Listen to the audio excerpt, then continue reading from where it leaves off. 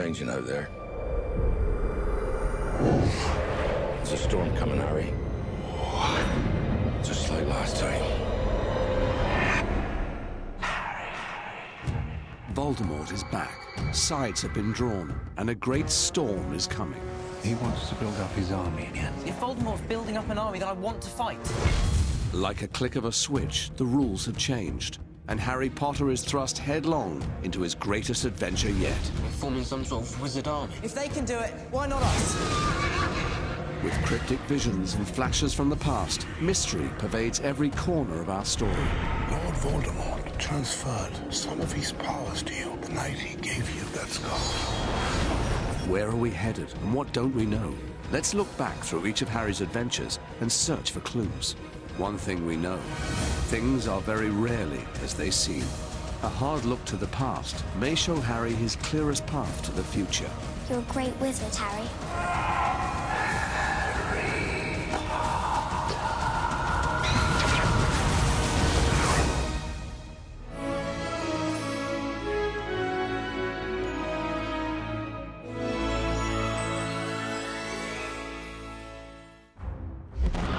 You have been told that a certain dark wizard is at large once again. This is a lie. It's not a lie. I saw him. I fought. Detention, Mr. Potter. In Harry Potter and the Order of the Phoenix, the fifth in a series of 7 movies, we find Harry in a very different kind of adventure. It's a real sense of a growing danger that you can't quite define. Such a scary atmosphere. This time they're much more sort of together and as a team. Harry is taking action in a very different and more determined way, and it's truly heroic. Harry is haunted by his past, very much alone and looking for answers. This connection between me and Voldemort. What if the reason for it is that I am becoming more like him? In Order of the Phoenix, I think we have a sense that we're beginning to unravel the great mystery, which, of course, is the relationship of Harry to Voldemort. That this is not just a random series of events, but it's all leading to something. He's back! Voldemort's back! And if we're to know where their path is taking us, we should look first at how their paths became intertwined. It so happens that the Phoenix, whose tail feather resides in your wand, gave another feather. Just one other. It is curious that you should be destined for this wand when its brother gave you that scar. Understand this, Harry, because it's very important. Not all wizards are good. Some of them go bad. Voldemort went as bad as you can go. 14 years ago, Voldemort had huge numbers at his command. Even in these dark times, there were good wizards who fought back, calling themselves the Order of the Phoenix. But no one survived when Voldemort decided to kill them. Nobody, except one. Harry was the boy who lived. Voldemort shows up and he's going to kill baby Harry, and Lily stands in the way and he kills her and then tries to kill Harry, and it rebounds and he turns into a phantom. What really happened? What would drive Voldemort to seek out baby Harry? And how could a mere child reverse his powerful magic? Was there someone else in the room? We don't know. Who came to pick up Voldemort's devastated body? We don't know. Who rescued Voldemort's wand so that it could be produced later at the end of Goblet of Fire? How did Peter Pettigrew get the wand? What happened in Godric's Hollow? I don't know, but not what you think. For 14 years, Voldemort sought his return to human form. And then, with a drop of Harry's blood, he was back. This is a psychological drama as much as it is, wands and wizards blasting one another. It's all about Harry's identity taking shape. Voldemort is back, and now Harry has to confront his shadow. Voldemort is getting stronger and stronger, and he's recruiting. Harry's attacked by Dementors in Little Whinging. What is that about? Whatever happens, don't leave the house. Things are starting to break down. Basically, all the rules get thrown out. Everything that we think we know goes out the window. A lot of people don't want to accept that he's back. The evidence the Dark Lord has returned is incontrovertible. He stopped back. State of denial is common to all of us, isn't it? Harry is brought to court with all the other wizards and judges and members of the Ministry of Magic. And he has to go on trial for using underage magic. Charges? The charges against the accused are as follows. He's being vilified by the Ministry of Magic. And they're terrified that he's made this story up about Voldemort coming back. They're convinced, actually, that he's lying. I'm not lying. There were two of them, and if I hadn't... Enough. I'm sorry to interrupt what I'm sure would have been a very well-rehearsed story. In Ministry's opinion, he is in there to be found guilty, and nothing else. After everything that Harry's been through, you know, he watched someone die in front of him, he almost got killed, and to be told that he's making it up is... I'd be pretty angry. The Daily Prophet's been saying a lot of things about you, Harry, and about Dumbledore as well. I'll have a go at anyone that calls me a liar. It just must be unbearable, you just must feel so alone. But Harry is anything but alone. Harry's scar is no mere cut. A mark like that comes only from being touched by a curse. It is a direct line to its maker. Your scar is legend, as of course is the wizard who gave it to you. What does it mean that Voldemort has been living within Harry through the presence of Harry's scar? We have a lot of questions yet to be answered about that. Dumbledore thinks Voldemort might be using Harry, almost my eyes as portals, my mind as a way of seeing what I'm seeing. Harry's courage is really being worn down by Voldemort. In this particular story is Harry being a bit of an outsider, feeling like people do not trust him, do not believe him, feeling like he doesn't belong. Professor, Harry's whole story is the story of a boy trying to figure out where he belongs in the world. Harry was untethered from the start, orphaned by tragedy, and in desperate measures left on a doorstep. Good luck, Harry Potter. He knows at the beginning that he doesn't belong at the Dursleys. Hurry up! Bring my coffee, boy! They make it clear to him every waking moment of his life. What happened? I swear I don't know! 1 minute the glass was there and then it was gone. It was like magic.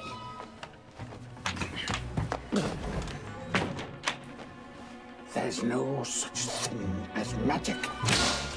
Make a wish, Harry.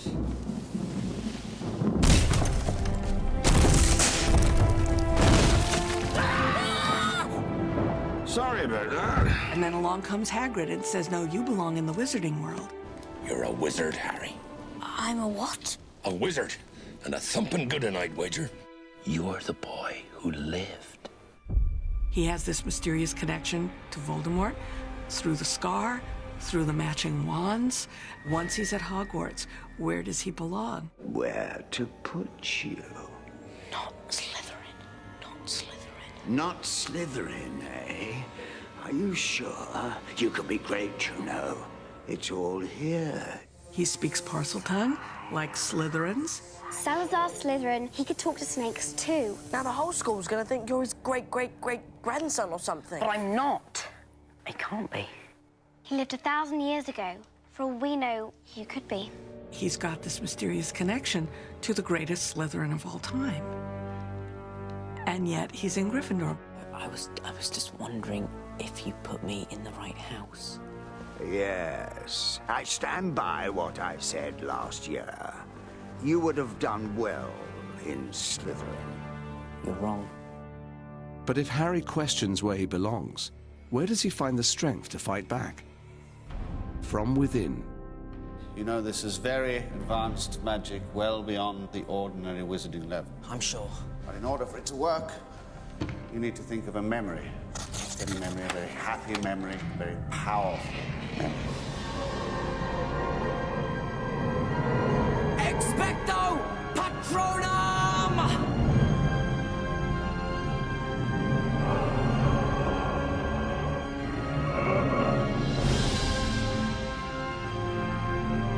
I was thinking of him. And Mum. Seeing their faces. They were talking to me. Just talking. That's the memory I chose.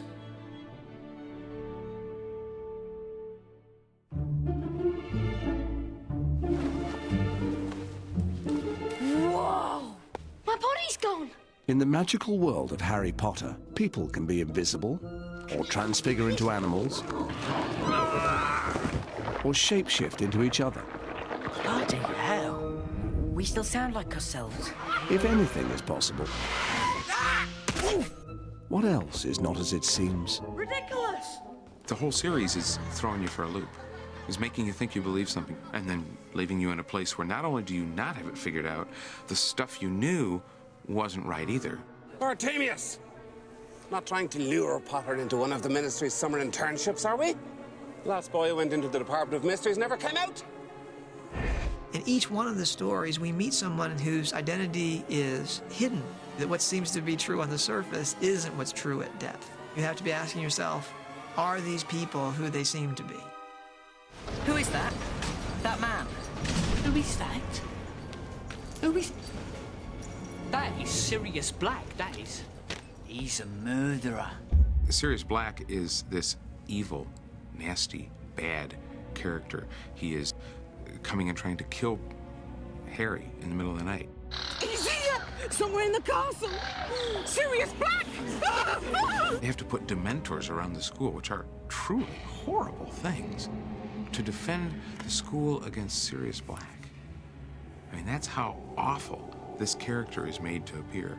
When Harry Potter's parents realized they were marked for death, do you remember? They went into hiding. Few knew where they were. One who did was Sirius Black. And he told you know who. I'd escaped from prison and I'd been there for 12 years, and by the look of me, one can only imagine what life is like in Azkaban. Turns out that Sirius is exactly the opposite of what we've been led to believe. He's the person who loves Harry most in the world. The ones that love us never really leave us. And you can always find them. In here. Sirius flies from Hogwarts, the escaped prisoner facing a lifetime on the run. But the running ends as he returns to the Order of the Phoenix. This is my parents' house. I offered it to Dumbledore as headquarters for the Order. About the only useful thing I've been able to do. He's in hiding at the old family home. It's this rather dark and dingy mausoleum, really. He's basically a prisoner in his own home. He's still the prisoner. Our eyes misled us with Sirius. But when we look back at each of the films, we find that rarely can we trust what we see. This is Scabbers, by the way. Pathetic, isn't he? Just a little bit. You just don't know what's important until later. I'm warning you, Hermione. Keep that bloody beast of yours away from Scabbers, or I'll turn it into a tea cozy. What looked like pet rivalry between Hermione's cat Crookshanks and Ron's pet Scabbers turns out to be a major clue. Ronald has lost his rat. I haven't lost anything. Your cat killed him. Rubbish. Harry, you've seen the way that bloodthirsty beast of hers was always lurking about. It turns out Crookshanks saw what we didn't see. Scabbers, Ron's beloved rat that's been in the family for how many years, and Ron's always had Scabbers, and then for him to turn up to be Peter Pettigrew. Scabbers! Leave him alone! What a twist in the plot was that? That was madness. You won't let them give me to the Dementors, will you? I was your rat! We look at these characters and we think we know who they are. Turn around in the dungeon! I thought you ought to know. And yet, they're somebody else. The good guys even use this. Here it is. The Polyjuice Potion. Wicked. Harry and Hermione and Ron brew Polyjuice Potion so that they can sneak in to Slytherin and get some clues from Draco. Why are you wearing glasses? Reading. Reading? I didn't know you could read. Later, the Polyjuice Potion allowed Mad-Eye Moody to appear to be one of the best allies that Harry could have. Oh, no, you don't, Sonny! I teach you to curse someone when their back is turned. We find, oh my goodness, Mad-Eye Moody isn't at all who he seems to be. Mad-Eye Moody happens to be a star Death Eater, and we've embraced him because we believe he's here to help us. Yeah, he's here to help us for a magic ride straight to a graveyard confrontation with the Dark Lord. So associating with muggles. Lucius slips Riddle's diary into Ginny's cauldron, and then that just triggers off everything else. Voldemort is the diary. He tricks and takes over Ginny's mind and controls her and manipulates her, which then leads to Harry going down in the fight with the basilisk. And it's just something as simple as a diary. All we have is Harry's viewpoint, and we identify with Harry, and we begin to believe that this is what's really happening. We call this narrative misdirection. Snape doesn't want the stone for himself. He wants the stone for Voldemort. So if Harry makes a mistake, we make the mistake right along with him. Say, Percy, who's that teacher talking to Professor Quirrell? Oh, that's Professor Snape. What's he teach? Potions. But everyone knows it's the dark arts he fancies. Mr. Potter, our new celebrity. If Harry says, I don't trust Severus Snape, then we say, well, we don't trust him either. Snape or Voldemort, they were pretty much on a par for Harry. I mean, Voldemort killed his parents, so he's slightly higher, but Snape is right up there. How extraordinarily like your father you are, Potter. He, too, was exceedingly arrogant. We see Harry convinced that this sadist in the potions classroom is out to get him. Sir, it's Quidditch tomorrow. Then I suggest you take extra care, Mr. Potter. Loss of limb will not excuse you. And he seems to have plenty of reason to think that. Even Hermione Granger at one point thinks that Snape is trying to, kill Harry. What's going on with Harry's broomstick? It's Snape! He's jinxing the broom! We find out that the truth is almost 180 degrees opposite. Snape tried to kill me. No, dear boy. I tried to kill you. And trust me, I would have succeeded. Even with Snape muttering his little counter-curse. Very seldom do we see Snape except for through Harry's eyes. Who is he really? He seems to be two things at once. He seems to be a Death Eater. You don't want me as your enemy, Quirrell. But he seems to be in the Order of the Phoenix. So what's really the truth? Is Snape a spy? Is he a double spy? Is he a triple spy? He could be any of those. It's a sign, Severus. You know what it means as well as I. There seems no clearer rule of thumb. The defense against the dark arts teacher, good or bad, will surely have a secret to hide. In the first one, Quirrell turns out to be a Voldemort-mobile. Gilderoy Lockhart. We find out that he's a fraud. Remus Lupin. We find out that he's a werewolf. Ridiculous! By the time we get to the fifth movie, and we're introduced to the Defense Against the Dark Arts character, we should be primed to be thinking, this person is not who they seem to be. Good morning, children. Dolores Umbridge is in that tradition of characters. You felt you were dealing with one thing and you're suddenly dealing with something very different. When you first see her, she's sort of just wearing all this pink. She's got this massive pink dress and this strange pink hat. And I think everyone at first thinks she's quite funny. I'm sure we're all going to be very good friends. That's likely. She's the pink spider. Professor Umbridge works for the Ministry and basically wants to be within Hogwarts walls because she feels that Dumbledore and Harry are telling lies to discredit the Ministry. I want you to write, I must not tell lies. She's sort of second in command to Cornelius Fudge, who's, just God in her eyes and will absolutely do her job to the nth degree. There's actually a really dark and damaged side to her. She is a complete megalomaniac who needs to be absolutely in control all the time, and if she's not in control, she becomes dangerous. Anything that veers from her view of the way things should be has no hope. Nothing will stand in her way, and Imelda plays that with a smile. She's so dedicated to helping these children to see the light.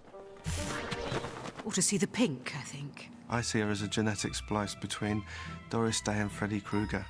She doesn't want them to be doing any spells. Wands away. There'll be no need to talk. Only to think's more like it. They are basically just writing lines every single lesson. And it's not just the students on the line. Could you please predict something for me? I'm sorry. Trelawney gets very nervous when Umbridge comes in and watches her class and really brutalises her, actually, in front of the class. And then it's followed by a yet more brutal expulsion. I can't do this. Actually, I can. Get rid of people, terribly sorry. She's a bit of a psycho, basically. As I told you once before, Mr. Potter, naughty children deserve to be punished. And of course, Fred and George don't like that. They can see what she is for real. No one's sticking up to her, so I think it's about time to. And they've just always wanted an excuse just to tell the school exactly what they think, what they can do with their lessons and everything. Yeah. Ready when you are! Woo! Sort of exciting, isn't it? Breaking the rules. Who are you and what have you done with Hermione Granger?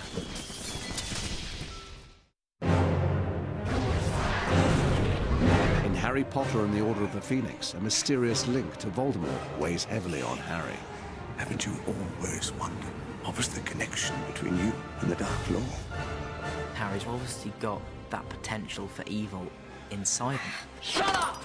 Shut up! That's sort of always been the worry for Harry, because ever since the first film when the Hat said, you should be in Slytherin. So the Sorting Hat was right. I should be in Slytherin. Why then did the Sorting Hat place you in Gryffindor? Because I asked it to. Exactly, Harry, exactly. It is not our abilities that show what we truly are. It is our choices. He doesn't even quite realize it, that really his choice is what is his strength. Why suffer an horrific death when you can join me and live? Never! It's more just being brave enough to realise and make the right decisions.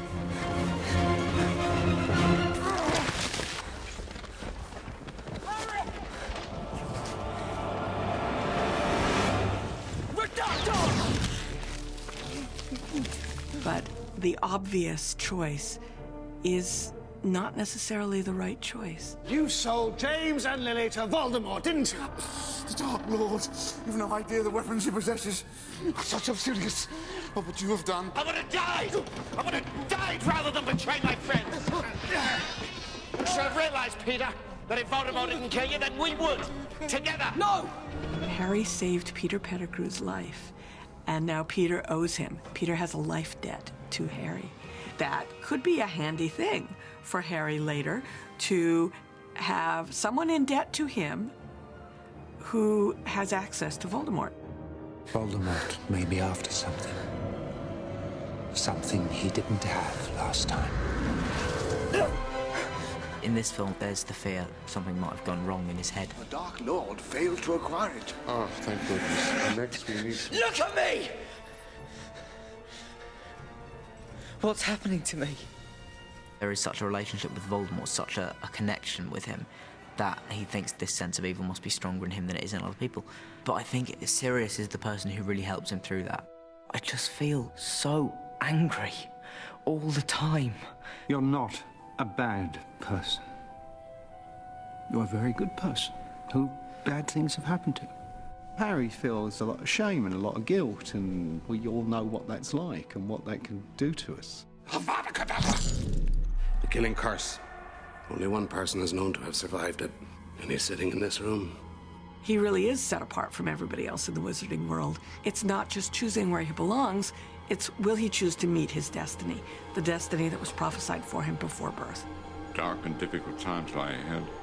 Soon we must all face the choice between what is right and what is easy. Voldemort is rising. His troops are gathering. A great war is in the offing. Do enjoy yourself, won't you? While you can. While at Hogwarts, We're not going to use magic. You will be learning about defensive spells in a secure, risk-free way. Harry and his friends are forbidden to learn even the simplest spells to defend against the dark arts. Enough is enough. Harry takes a stand. Harry becomes a man who stands against what's evil. First, we need to find a place of practice where Umbridge won't find out. We go underground. We form the D8, which stands for Dumbledore's Army. It's a guerrilla revolutionary organisation in many ways. Harry has to find a secret place where they can have these classes. And Neville finds this room of requirement, which is a room in Hogwarts that nobody really knows about. The ring of requirement only appears when a person has real need of it, and is always equipped for the seeker's needs. It's like Hogwarts wants us to fight back. It was the only way they're actually going to learn how to defend themselves. I love the creation of Dumbledore's army. I love it that it just sort of comes together out of nothing, and all of a sudden these kids are able to look around and say, hey, we could make a difference. Every great wizard started out as nothing more than what we are now. If they can do it, why not us? We see Harry become a teacher. For the first time, Harry is becoming a leader of men, or in fact, a leader of kids. We see Harry start to become the person he was meant to be. And it's not just through the fact that they're learning the skills that they need. The fact that they name themselves Dumbledore's Army says that they're doing this for a purpose, that they've taken a side, that they realize that there's a difference between good and evil. Expecto Patronus! Harry teaches them to do a Patronus. A full-bodied Patronus is the most difficult to produce. Back in the third one, Lupin didn't think anybody Harry's age could do that. And Harry's teaching kids to do that. We see our kids use magic in a way that we've never seen them use it before. We're going to make them proud, Neville. That's a promise. He's not going to have to do it alone. He has allies. You see Harry, Hermione and Ron totally united and really, really there for each other in a big way, and their friendship and strength of their friendship attracts everyone else. Harry does belong, and not only does he belong, but he has people who are willing to follow him. Even though we've got a fight ahead of us, we've got one thing that Voldemort doesn't have. Something worth fighting for. We've taken a bunch of kids who really don't belong anywhere, and they've found each other and formed their own friendships, and out of those alliances, they're going to change the world. We long to change the world, and we don't always get a chance. But with Harry and Hermione and Ron, we get to join up with them and change the world with them.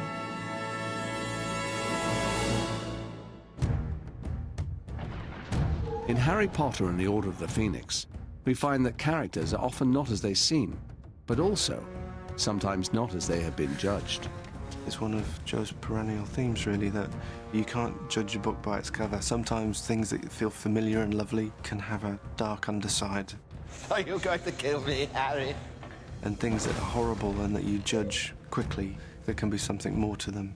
It's easy to just dismiss someone as being not liking them or whatever, but actually giving someone a chance, Hey, Potter. despite how you might at first dislike them, can be very, very difficult. Especially for someone like Harry, who I think is quite instinctual. How are you? Spectacular. Now, Harry, he's a good kid. He's got a good heart. He wants to make the right choices. He always wants to serve his friends. He never takes the easy way out. He's always looking to do the right thing. But he has some blinders on. What's the matter, Potter? Bit beyond your reach. When he meets someone, it'll be pretty instant whether he likes them or not. The lessons that he's learned generally over these films is that you can't ever assume something about a person.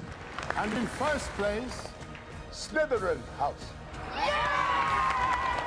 He really is convinced that anybody that has anything to do with the Slytherin house is a bad guy. He's had his bad experiences with Draco. I don't give a damn what your father thinks, Malfoy. He's vile and cruel, and you're just pathetic. Harry has this built-in hatred of Slytherin, which is beyond any reasonable hatred. He simply does not talk to someone because they're Slytherin. They're enemies automatically. Who do we know who thinks all Muggle-borns are scum? But Malfoy, the heir of Slytherin. Well, maybe Ron's right, Hermione. I mean, look at his family. The whole lot of them have been in Slytherin for centuries.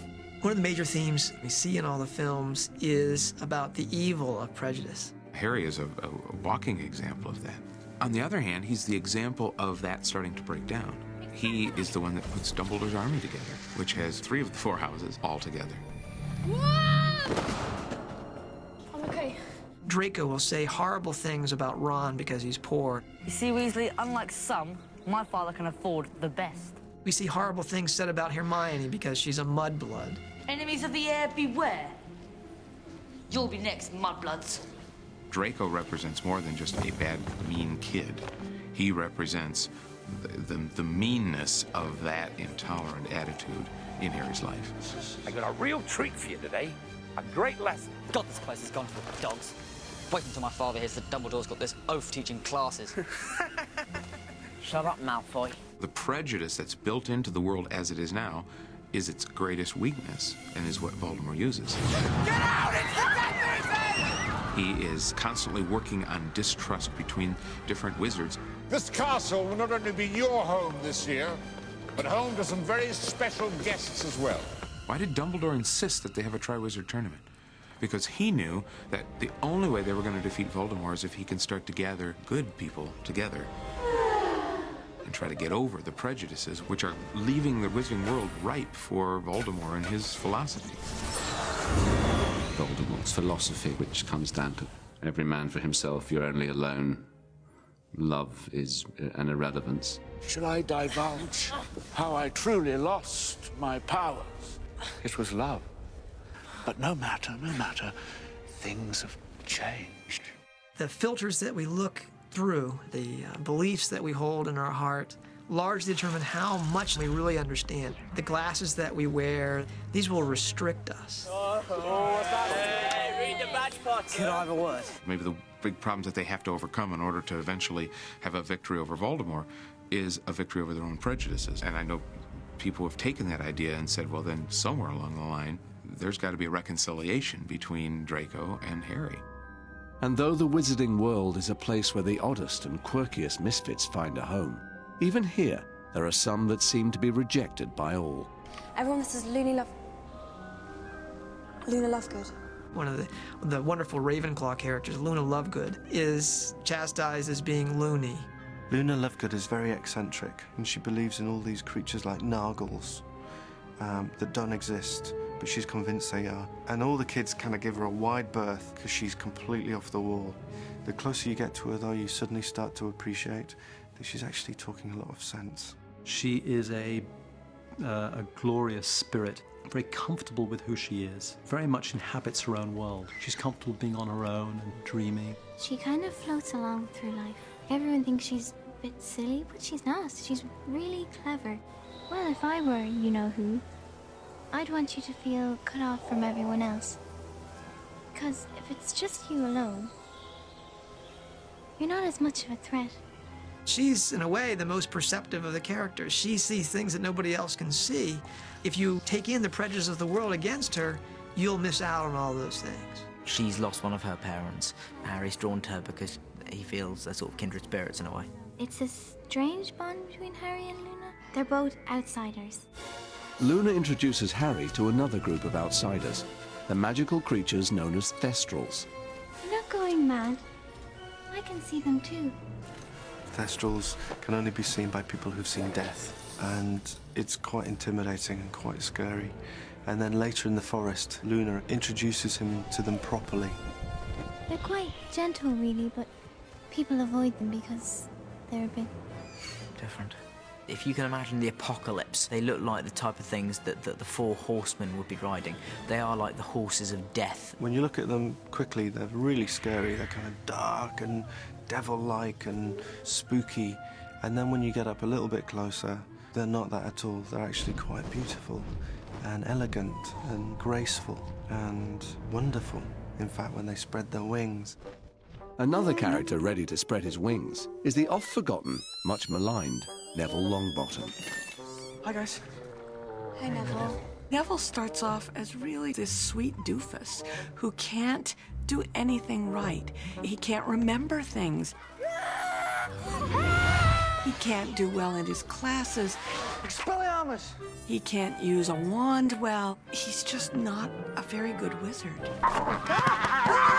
I think we have to be asking ourselves, now, why was Neville put in Gryffindor? Why was this wussy sweet kid put into the house of bravery and courage and boldness? Why is it always me? We find out this year everything that's happened to him in his life has been feeding this anger, and now he just wants to unleash it. Expelliarmus! Fantastic, Neville. Well done. His relationship with Neville, they find that they're actually even closer than they knew. So, how are we getting to London? He's not the person that Harry would have chosen to have by his side. Certainly he's not the person at the beginning of Sorcerer's Stone. If we were saying, let's pick the allies that Harry's gonna need, we would never pick Neville. He turned out to not be who we thought he was going to be, in a really lovely way. Bellatrix Lestrange. Neville Longbottom, is it? How's Mum and Dad?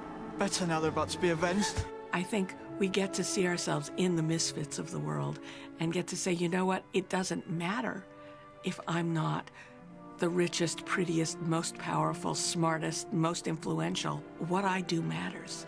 What Luna does matters. What Neville does matters. And they're going to have a critical part to play in the making right of the world of Harry Potter.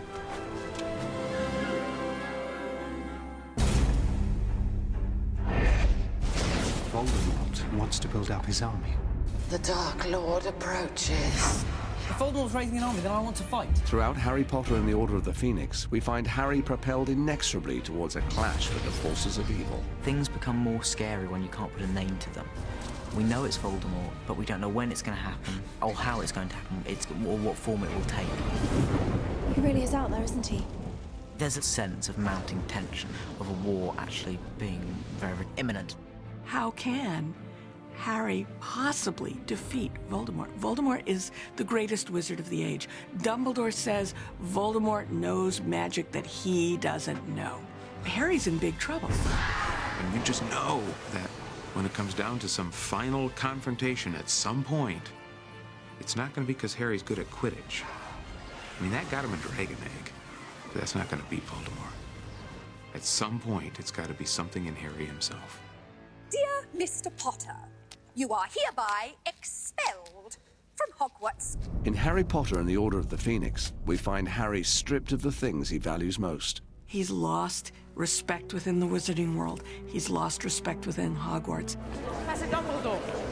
His reliance on Dumbledore, all these things are ripped out of his life. What's left is Harry's infallible instinct for good. He perceives things the others don't see, and he makes the bold move. He has the saving person thing. He identifies with others, and he's going to do the courageous thing. He doesn't try to be the hero, but he feels he needs to do something. And importantly, Harry doesn't need to go through it alone. You're seeing Harry go through this, and you're seeing his friends stick with him. Harry! And you see, that's a key thing, especially maybe nowadays when we've got a world where evil seems very real. We've got to be able to defend ourselves. And kids see Harry and Ron and Hermione stand there and say, no, I'm not going to take this. I can fight back. They're going to take the stand. Get behind me! And where they take a stand, there's no turning back. We have the mother of all battles, their battle for the soul of Harry. It's very powerful, it's very exciting, it's very dramatic, and yes, it's spectacular, but it's rooted in emotion. The battle lines are drawn. While Harry's been struggling at Hogwarts, Voldemort's been busy rallying his troops. Lucius's mask has gone forever. There's no pretending to anybody whose side he's on. And this is to the death. Give me the prophecy now. Watch your friends die.